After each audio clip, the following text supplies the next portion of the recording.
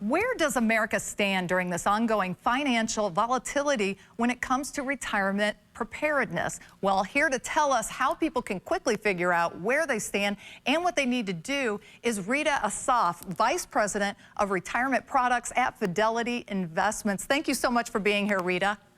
Thank you for having me. Now, Fidelity did a study revealing that there was a drop in retirement preparedness. What is behind this, would you say? Well, our latest retirement savings assessment actually showed that America's retirement score has moved into the yellow zone to a score of 78. This is down from 2020, but 2020 was also an all-time high, and this was right before the pandemic. What this means is that Americans are now projected to have only 78% of the income needed to cover expenses in retirement. And there are two factors for this drop. First, people are investing more conservatively. Our study found that 60% of Americans are concerned that investing too aggressively can negatively impact their savings. And second, many people are saving less.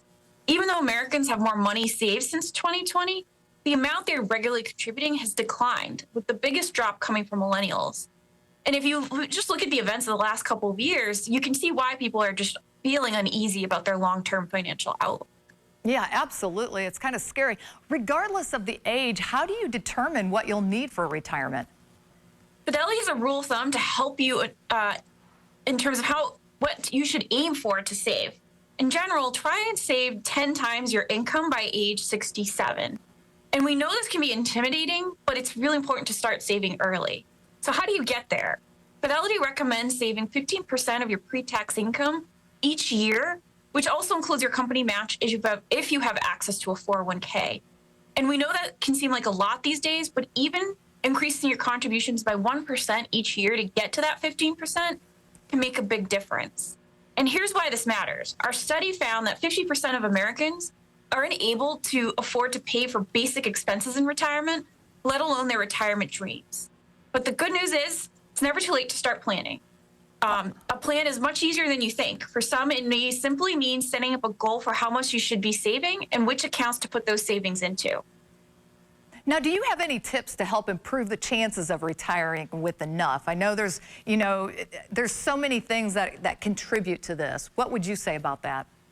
Yeah, here are 3 tips to help you prepare for retirement.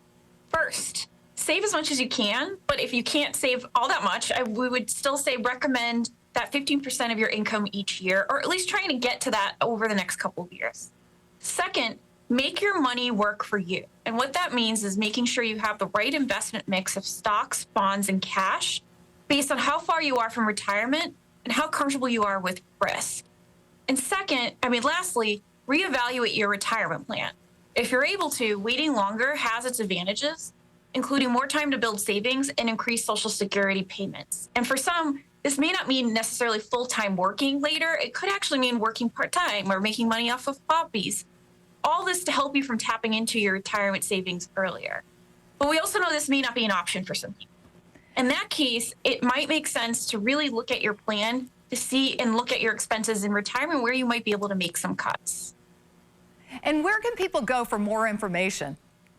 Well, Fidelity has several resources, but one is the Fidelity Retirement Score, where you can see where you stand and make changes to supercharge your retirement. And you can access this at fidelity.com/score. Awesome. Rita, thank you so much for all the information and tips. We appreciate you being here. Thank you.